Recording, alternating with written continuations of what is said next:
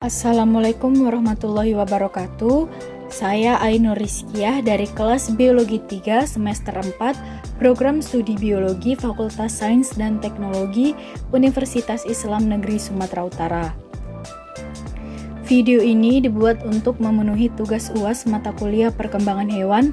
Tak lupa ucapan terima kasih kepada Ibu dosen Bu Syukriah yang sudah mengajar dan membimbing perkuliahan selama 1 semester ini. Baiklah, kali ini saya akan menjelaskan bagaimana mekanisme organogenesis dan turunan ektoderm. Selamat menikmati video ini. Oke, kita mulai saja penjelasan tentang mekanisme organogenesis dan turunan ektoderm. Baik, kita mulai. Dalam perkembangan manusia akan melewati 3 fase, yaitu pertumbuhan, morfogenesis, dan diferensiasi.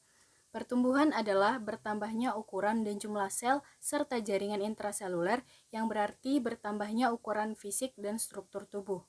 Morfogenesis adalah proses pertumbuhan dan diferensial sel-sel individu menjadi jaringan, kemudian menjadi organ, dan akhirnya akan menjadi organisme yang dapat kita kenali.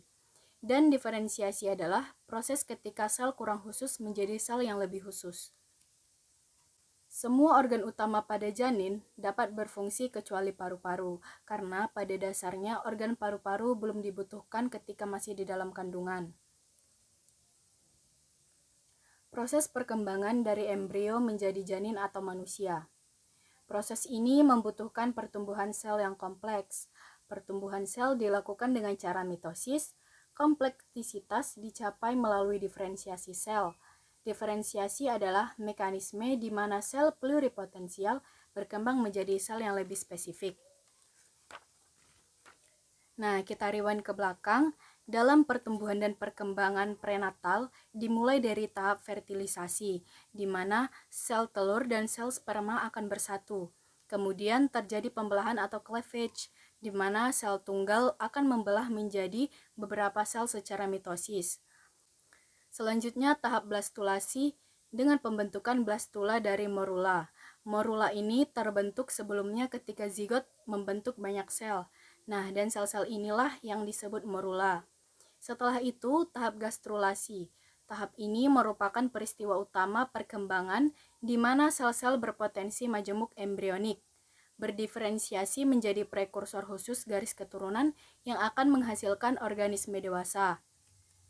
Lalu tahap neurulasi atau pembentukan sistem saraf pusat yang terjadi dari induksi ektoderm oleh notochord. Terakhir tahap organogenesis.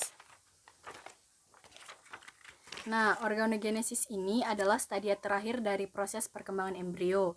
Stadia ini merupakan proses pembentukan organ-organ tubuh makhluk hidup yang berkembang. Histogenesis adalah perubahan dari sel pada organ yang akan membentuk jaringan khusus. Jaringan yang terdiri dari sel ekstraseluler matriks akan melaksanakan fungsi yang spesifik. Histogenesis pada manusia. Pada tahap pembelahan, gastrulasi, dan organogenesis terjadi pada fase embrio, dan tahap histogenesis terjadi pada fase fetus. Lapisan ektoderm atau lapisan luar adalah bagian terluar dari 3 lapisan massa sel yang muncul di awal perkembangan embrio. Ektoderm ini berasal dari sel epiblast dan terbentuk selama gastrulasi. Ektoderm akan menghasilkan kulit dan sistem saraf pusat seperti otak dan sumsum tulang belakang melalui invaginasi tabung saraf. Pada vertebrata, migrasi sel-sel puncak saraf membentuk sistem saraf perifer dan banyak struktur lainnya, termasuk tulang, tulang rawan, dan jaringan ikat di kepala. Gastrulasi pada vertebrata menghasilkan suatu embrio dengan 3 lapisan lembaga, yaitu ektoderm, mesoderm, dan endoderm. Dari mesoderm akan terbentuk suatu tabung notochord tepat di bawah ektoderm bagian dorsal. Dalam perkembangan embrio, lapisan-lapisan lembaga akan membentuk jaringan khusus dan organ tubuh yang disebut organogenesis. Walau jaringan atau organ berasal dari suatu lapisan lembaga tertentu, namun dalam proses pembentukannya diperlukan 2 lapis lembaga yang berinteraksi dalam bentuk rangsangan atau disebut induksi. Lapisan lembaga ini akan berdiferensiasi menjadi suatu jaringan khusus yang kemudian menjadi organ. Sementara jaringan lembaga lain berperan sebagai penginduksi. Organ yang dibentuk pada tahap organogenesis ini berasal dari masing-masing lapisan dinding tubuh embrio pada fase gastrula. Organogenesis terjadi melalui diferensiasi lapisan germinal. Lapisan germinal embrio. Ektoderm membentuk sistem saraf dan epidermis kulit dan turunannya. Tahap pertama dalam organogenesis adalah pembentukan otak dan korda spinalis. Di minggu ke-8, semua daerah otak akan terbentuk. Endoderm membentuk mukosa sistem saluran cerna dan pernapasan serta semua kelenjar yang berkaitan seperti kelenjar tiroid, kelenjar paratiroid, timus, liver, dan pankreas. Mesoderm membentuk semua sistem organ dan jaringan lainnya. Terbagi menjadi notochord superficial dorsal, pasangan struktur yang membentuk vertebra, otot skelet, serta bagian dermis, pasangan massa mesoderm perantara dan lateral. Mesoderm perantara membentuk ginjal dan organ kelamin. Lapisan somatik dan mesoderm lateral membentuk dermis, serosa parietal dan tulang serta otot tungkai. Lapisan splaghnit membentuk sistem kardiovaskular dan serosa visceral.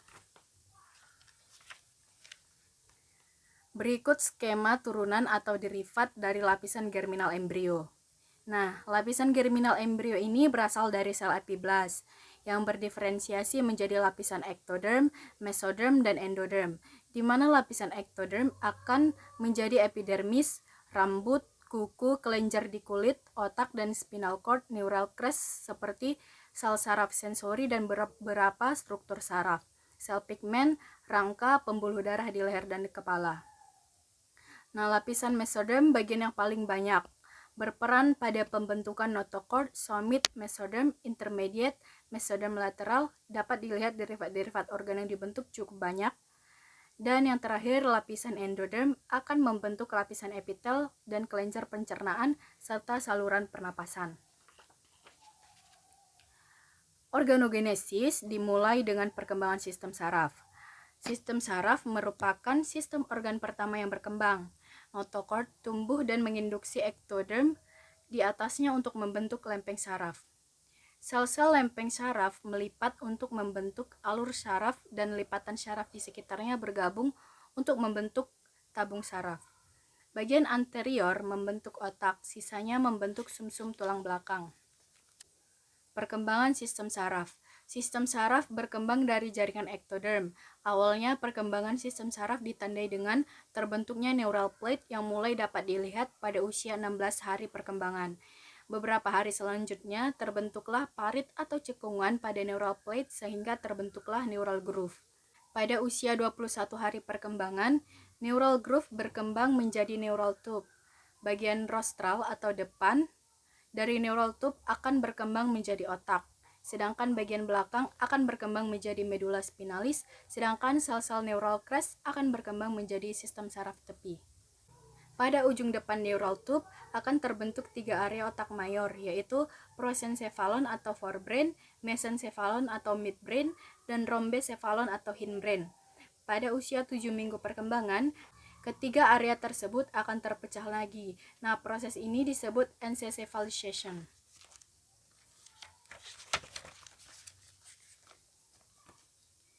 Neurulasi. Neurulasi ini terbagi menjadi dua, yaitu neurulasi primer dan neurulasi sekunder. Neurulasi primer terjadi pada daerah di atas neuropor posterior, pada daerah lumbar dan ekor. Dimulai dengan pembentukan sumsum, kavitasi dari sumsum membentuk buluh saraf.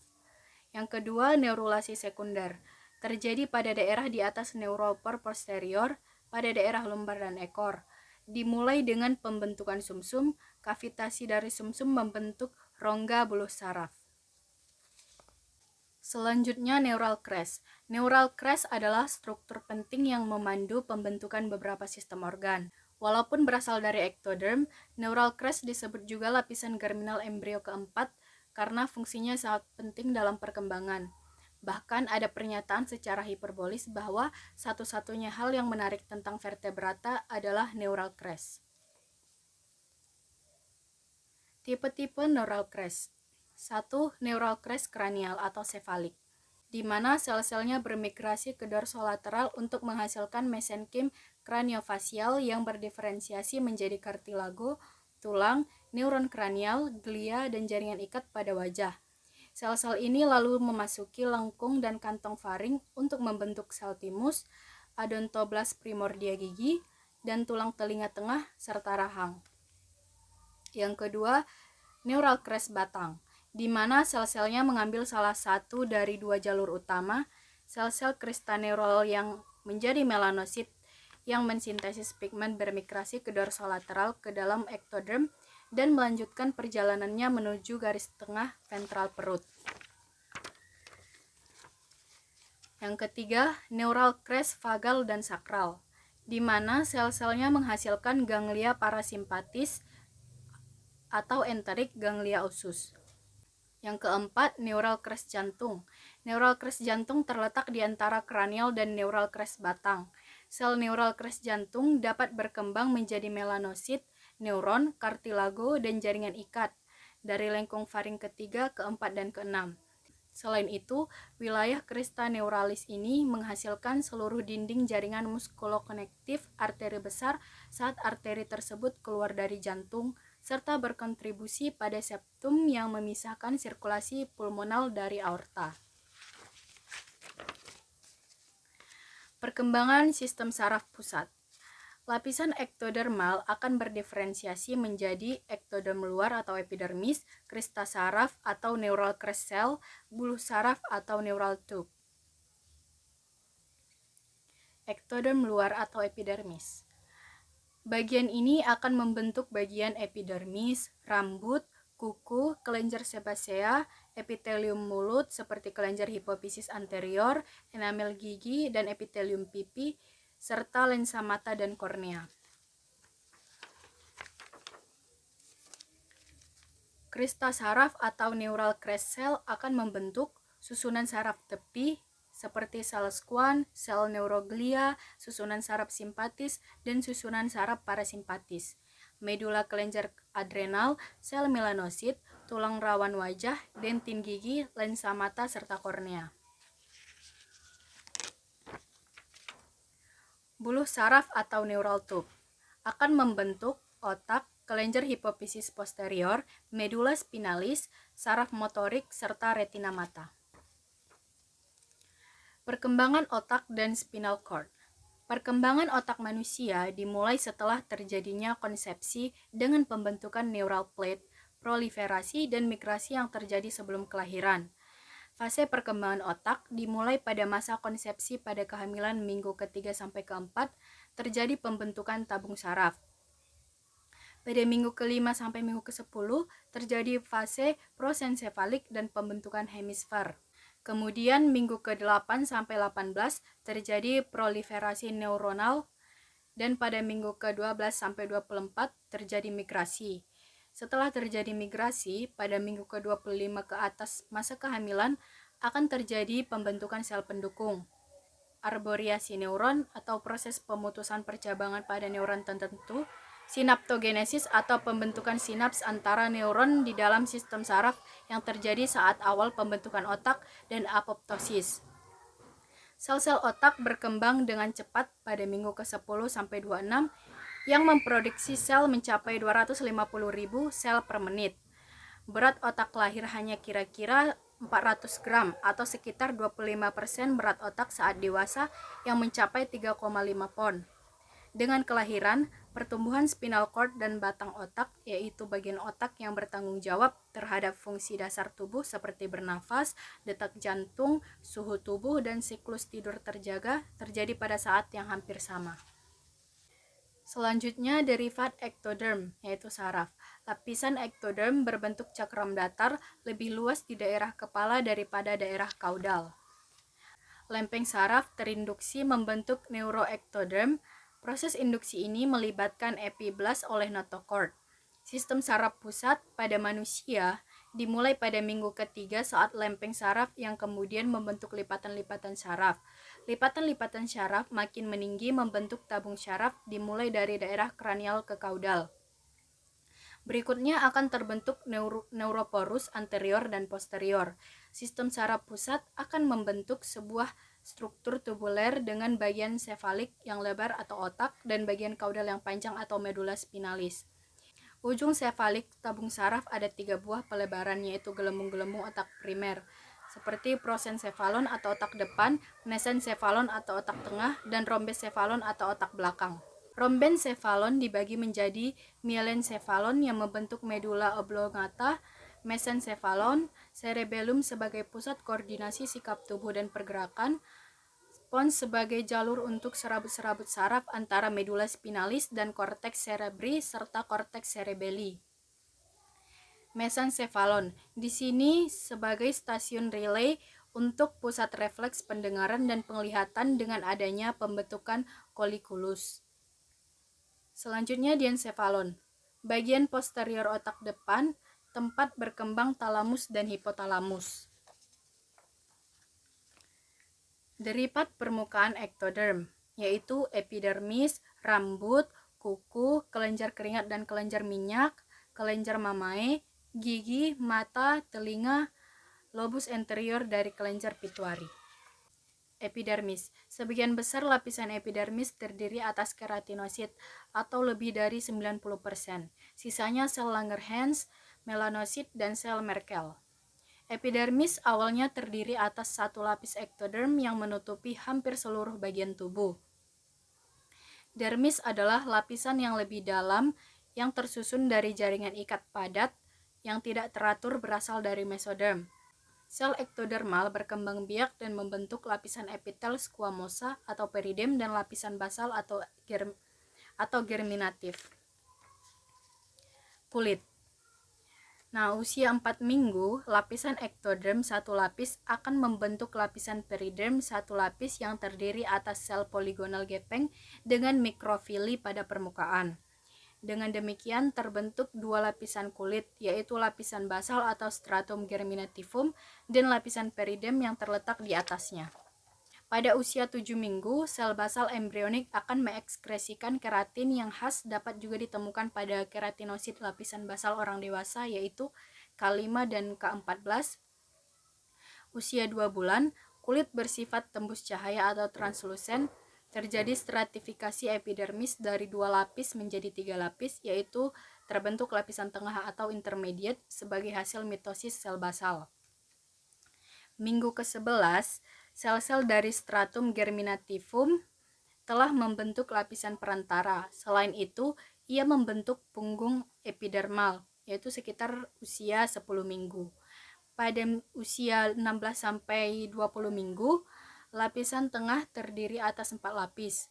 Melanosit mulai memproduksi melanin sebelum kelahiran yang memberi warna pada kulit.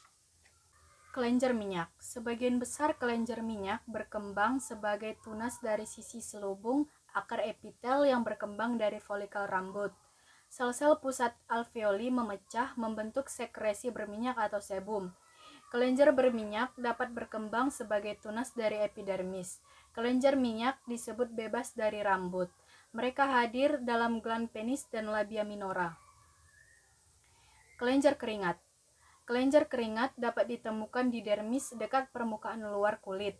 Kebanyakan terdapat di telapak tangan dan kaki, dan tidak terdapat di bibir. Sel perifer dari bagian sekretori kelenjar berdiferensiasi menjadi sel mioepitelial dan sel sekretori.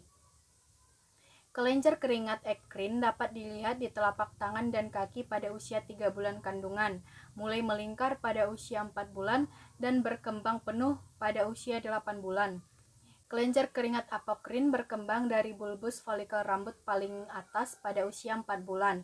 Kelenjar apokrin hanya terdapat pada daerah aksila, areola, mamae, kulit, kepala, kelopak mata luar, meatus auditorus, dan bagian anogenital.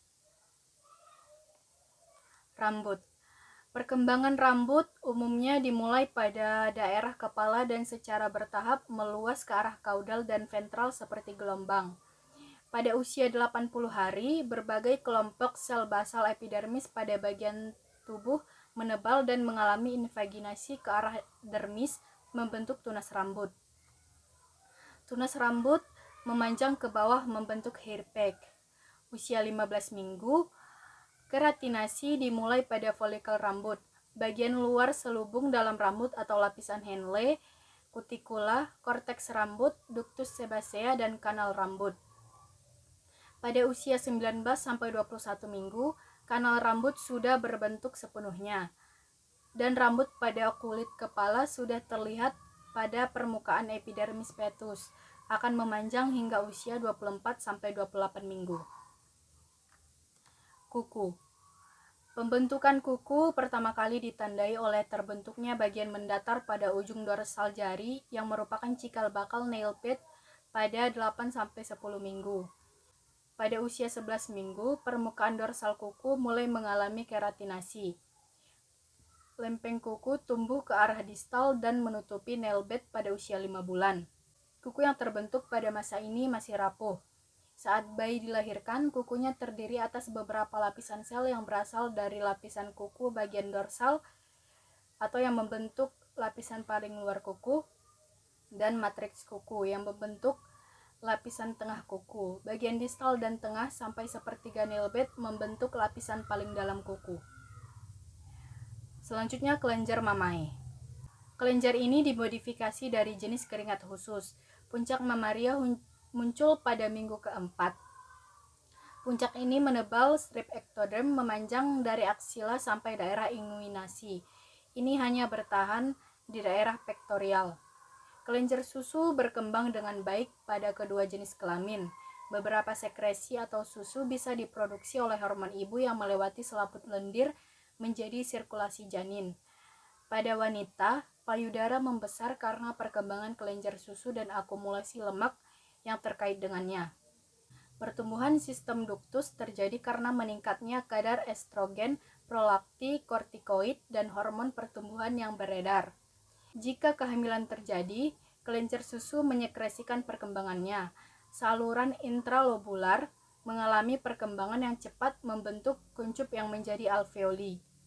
Payudara menjadi hemiseris dalam bentuk dan sebagian besar karena endapan lemak. Demikian saja penjelasan dari saya. Apabila ada kesalahan, saya mohon maaf.